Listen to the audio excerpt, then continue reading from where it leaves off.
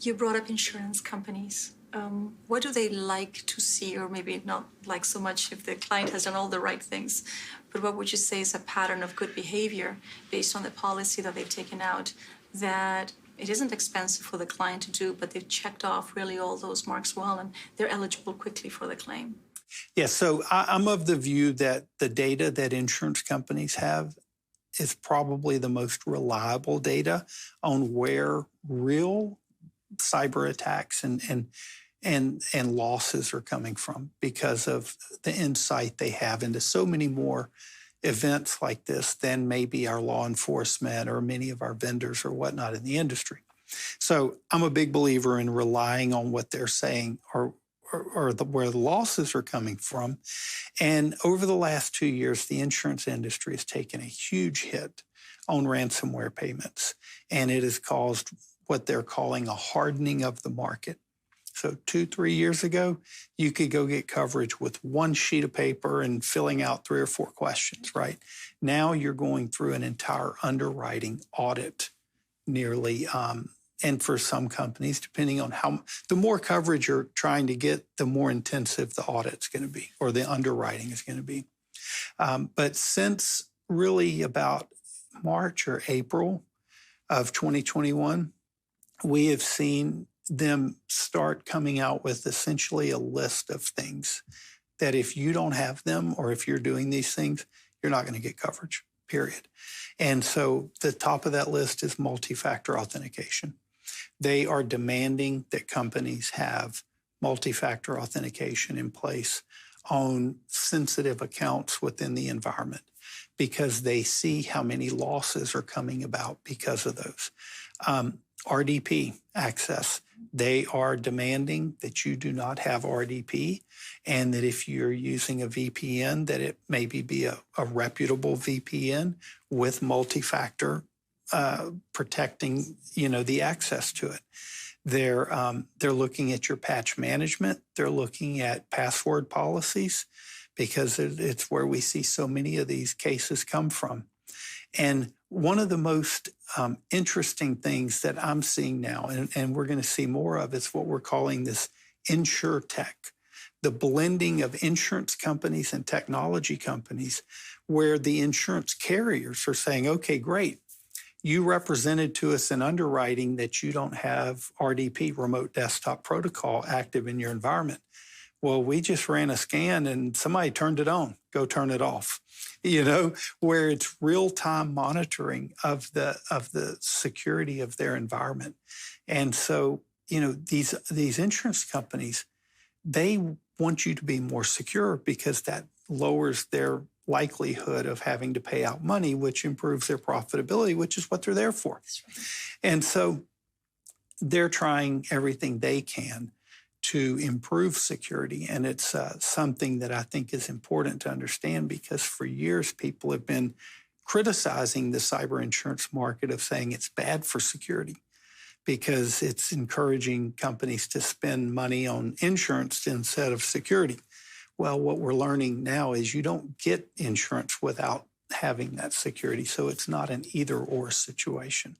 And I encourage every company out there to get a good broker and get an appropriate policy for your risks. And there are over, I think, 150 different carriers now. And so their policies are vastly different in many ways. And that's why you need to truly understand your risk as a business through your own risk assessment before you can get the right coverage to fit those risks. So do you see the insurance companies placing more emphasis on the tools, the process, on the people, or do you see a more balanced approach? I think it's pretty balanced. They're definitely, it's a very mature process. It's very impressive to see how mature their understanding of cyber risk is. And you see that they know it takes a holistic approach. They're wanting to see appropriate tools in place, and they give good credit for good behavior when there are. But they are really looking for controls, I think, first and foremost. And they're looking at the culture of the environment, They're looking to see how serious does the company really take security? Are they educating their workforce? Are they testing their workforce? Is it not a one-time check the box thing, but an ongoing type of basis? These are very important to these carriers. So Sean, data folks are very passionate about data. And they don't always have rich dialogues with cybersecurity or privacy. What have you heard from those groups as you deal with the clients? That's a really interesting question because I can easily stereotype the two sides into very clear groups. And they're both very passionate about what they do. And it's interesting because, I love the old saying that, and how does it go? And I know you know this, that you can have cybersecurity without privacy, but you can't have privacy without cybersecurity or without security in general, because you're not protecting the information that's in that sensitive nature. And so I think the data people are very informed on the risks. And I think they take a much more personal approach to the need to protect the individual whose information is subject, the data subjects. I think the security-minded folks are more thinking of the organization as a whole, which is probably how it should be, because that's where their job is, right? So you need both. But one of the things I see the data-driven people focus on a lot is usage of data, how it's being used. There's a growing ethical trend, if you will, where people informed in this area are no longer just following along with the mindset of, well, if we have it, we can use it however we want. And if it doesn't hurt them, so what? There is a real strong growth in that ethical view of understanding that we are talking about something very intimate about a person, that once it's gone, once privacy is burst, you don't get it back. It's like a balloon. Once you burst that privacy, you can't undo it. For example, in a data breach, when someone steals Social Security numbers for individuals, there's very little you can do to fix that. Once it happens, it happens. Now, you can get credit monitoring, you can freeze your accounts, your credit, you can monitor, but you can't get them back what was taken from them. And that's a very harsh reality many times. And so I think we're evolving in a lot of ways with this. And one of the areas we're seeing kind of grow out of it is insider misuse, where insiders are stealing data, they're using it for inappropriate purposes, and that emphasizes the needs for controlling how your data is used, not just as a threat from outsiders, but from inappropriate use by insiders, and through your data governance, your data classification, maybe things of that nature, of ensuring that if someone doesn't have a need to access the health history of someone, well, they shouldn't have access. You wouldn't believe some of the cases I've gotten from healthcare providers in some of the more rural areas of Texas, where, a girlfriend of a husband is working as the receptionist at a medical facility, and the wife is being treated there, and the girlfriend snooping through her records. Just all kind of stuff like that. And the truth is, these people have no right or need to have access to it. And companies haven't before now taken appropriate steps to limit that. And so from an internal standpoint, we have an obligation as companies to limit the damage that can be done, or the misuse or inappropriate access and things like that. That brings us back to FTC's purpose limitations rules, and which were supposedly adopted a couple of decades ago, and we just don't see them blossom very well. We have companies that are being pushed so hard to innovate nowadays. Digital transformation, innovation, they have to compete in the marketplace. And software development gets done all over the world with different governance practices. We have best standards for that, but ultimately when you look at code coming in, if you have hired for application or integration purposes, you're not always in a position to audit all of that. How do you see that, if at all, playing into ransomware? It's certainly, it creates an opportunity for vulnerabilities in devices and in applications that are being used. And, these attackers are evolving in their practices. I mean, I mentioned I got into cyber with Y2K. Y2K was a problem. It was a coding error, programming error that could be fixed with code. Cybercrime is not that. It's war. It's warfare by human beings on the other side that are actively engaging and countering the steps we take to try to protect. And so, a lot of the crime we see comes from other countries, most of it. And a lot of it comes from countries where we see a lot of this stuff being outsourced to.